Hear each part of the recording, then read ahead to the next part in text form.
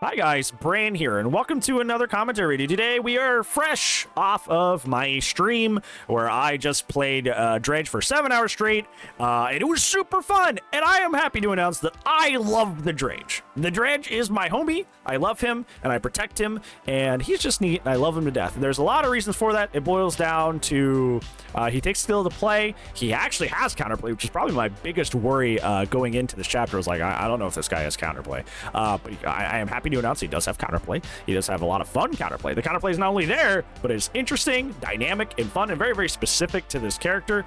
I can gush about him forever. So let's go ahead and get started. Let's not gush forever, but gush for like roughly 6 to 10 minutes, maybe a little bit longer.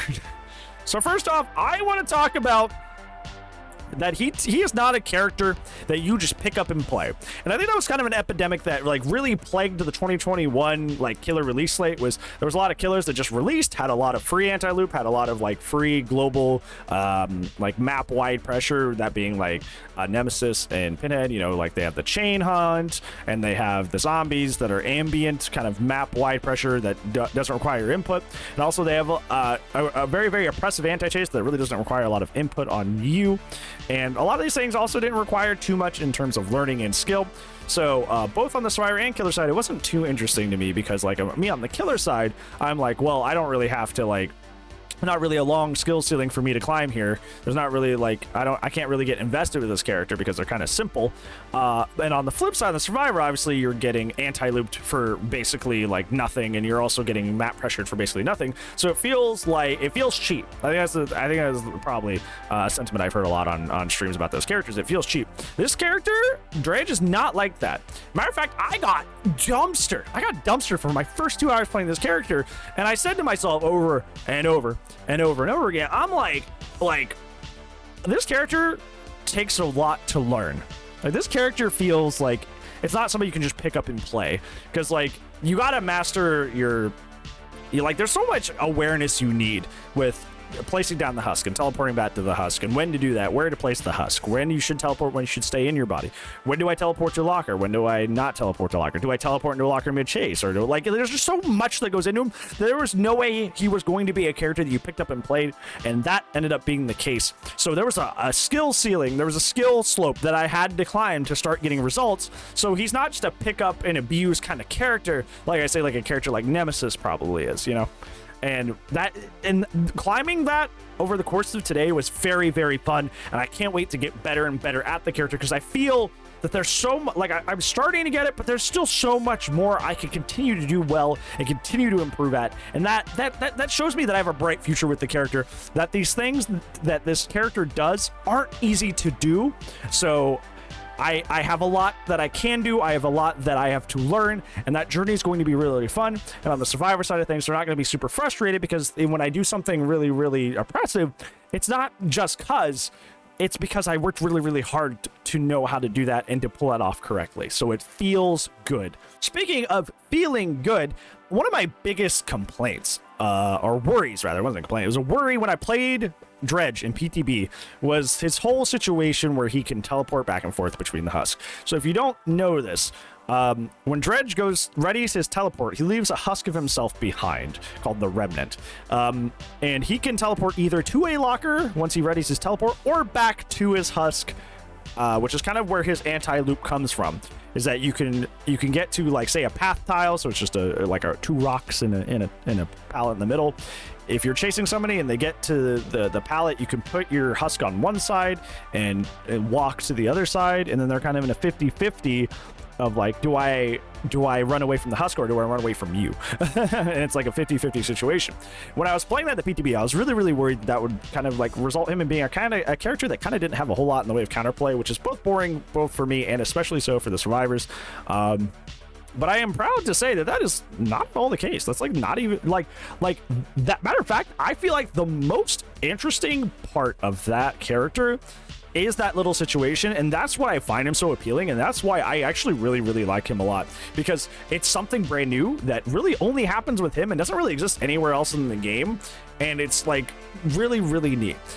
Initially, we thought it was going to be like Artist. You know how you get to the same kind of path palette, and Artist puts a bird on one side, and then she walks to the other side, and either you get hit or you get hit, and it's just kind of like a foregone conclusion. His husk situation is not a foregone conclusion. And those counter plays that the people pull off are some of the most interesting plays that I've had in DBD in an incredibly long time, since I started getting really, really invested in Huntress. Because what happens is you put your husk on one side and you put yourself on the other side. And what survivors were doing, which is really, really smart, is they would run towards my husk. And I would go, okay, well, he's running next to my husk, so I should teleport the husk and hit them. But like the moment they started running that direction, and I like looked at my husk, like my character visually looked at the husk, like me as the Dredge looked at the husk, they would double back immediately and run the other way. And by the time I teleported over to my husk, they were already on the other side of the loop. My power's on cooldown, and essentially I'm in the same situation in which I started. Like, we're still at this tile. I haven't gained any distance. If anything, I've just wasted time. And like the fact that like people day one already have the wherewithal to know how to do it is cracked. I love this community and the way they just like break down immediately. So smart. Like, it's just like we within 24 hours already deduced that counterplay. That's just sick, because like there's no other situation in the game that's like this. The closest is that artist situation, but that's a darned if you do, darned if you don't situation. It's not like this where there's wiggle room, and like people are already like mastering that wiggle room and mastering how to like dodge the husk. Also, you can slap a pallet on the husk. If you run straight through the husk, it just disappears. So what I had a situation today. I had a situation today where I had 3 people who were clearly in a team. And what I was doing is I was like, I was trying to use the husk to try an anti-loop. I would use the husk to try an anti-loop, which is what the killer's good at. And they knew that running through the husk breaks it and prevents you from teleporting back to it until you place another one. So they were like looping with friends, and I would hit a guy, try to down him using the mind game at the loop with the husk, and the other guys would like rush in and rush through the husk, basically like disabling half my kit. By playing together, by coming in and disabling the husk so their friend could get away and get to another tile and try to take aggro. And like that's smart. And I love seeing smart plays. Even if I'm at the opposite end of a smart play and I'm losing to a smart plays are fun and entertaining to watch. They are cool and they're exciting, and I don't care if it's me doing it or they're doing it. Like the fact that that sort of stuff exists is really, really fun. That's what got me invested with Huntress. That's why, like, I made the whole video. I was like, why is Huntress so addicting? Because what makes Huntress so addicting, TLDR, is that everybody dodges hatchets differently. Everybody has a different philosophy on how to avoid hatchets, and that's what makes playing her consistently so fun, because it's like, I don't, like, you may have dead hard DS, you know, whatever the standard loadout that a lot of sweaty survivors use, but everybody dodges like Huntress hatchets fundamentally differently. Like, they have different philosophies, so like it creates a uniqueness to every match. It's super fun, and I had that today. Because of all those fun scenarios with the way the husk works, like everybody approaches the husk differently. I had a gamer who I you not literally like like I was trying to do my husk stuff and they just ran straight at the husk, and I was like, what are you doing? And they weren't even trying to break through it. They just ran straight at the husk. But it startled me so much that I teleported late and didn't get to her in time, and she made it to the pallet. It's just because like the cojones on that gamer to just run straight at it, even though it was dangerous, like threw me off. Like, it's just like, it has that situation again where like people have different philosophies when it comes to how to approach the husk. So like it creates these different scenarios every single game, because everybody has different counterplays in their head of like, what do I like to do against this thing? What do I like to do to avoid this thing? So that makes all the matches feel dynamic and interesting, and it's just nice. It's nice. It's very good. And he's very, like, his power alone, and even not even just us, but the locker teleports are also very, very cool and very, very intriguing, because he is one of the few characters in the game where I feel like his teleporting mid-chase is actually not a bad idea. Like, teleporting mid-chase, I have gotten so many people today teleporting mid-chase. And I think the reason, so there are 2 other characters that do this in the game, and that's Freddy and Sadako. And it doesn't really work well, and it's not really a good play on Freddy and Sadako, because when Freddy and Sadako teleport, it's very obvious that they're doing it. And I think that means that whenever it's super obvious that you're doing it, the survivor can very easily just like either double back or turn around or counterplay you very, very easily, because it's very easy to tell when you're doing it. Dredge doesn't have that situation, because Dredge can either return back to his husk or actually commit to the teleport. So you're in a sense kind of put in a weird like 50-50 of like, you have to look into the Dredge's brain as like you're playing a survivor. You have to look at the Dredge's brain like, is it a good idea to teleport right now? Is he going to return back to his husk, or is he going to follow through with the teleport? Because that's the situation that he puts you in. So if he's like kind of the only one in the game with the teleport that actually you can actually utilize mid chase, because it's ambiguous whether he will teleport or not, as opposed to other characters where it's kind of obvious when and when they aren't going to teleport. So you just counterplay it super easily. He doesn't have that, so he's the first character with a teleport. You can actually like use the teleport mid chase. Matter of fact, that's the way I won a lot of my chases, because this new main building at Garden of Joy is like super strong. So a lot of the ways I circumvented that is by teleporting to the lockers. Like there's the long wall vault, or not the long wall vault, the safe vault, the god vault in the kitchen. So people would come in the backside of the house and run all the way to the kitchen vault. What I would do is I would show my red stain inside the house right behind them. They start running towards the kitchen vault, and then I ready my husk, and they're like, oh, well, he might teleport back to the husk in this chase. But I would teleport to the locker that's directly below that window. I would teleport to that locker that's directly below the window. Bam. They land in front of me, down. Like, it's so satisfying. It's so satisfying.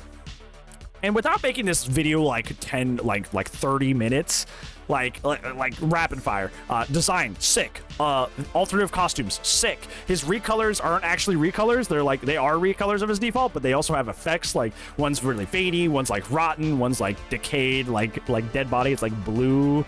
It's like it's really cool. The doll one is really freaky. He's getting a really cool masquerade one that looks like a Dark Souls boss. He looks like Pinwheel from Dark Souls 1.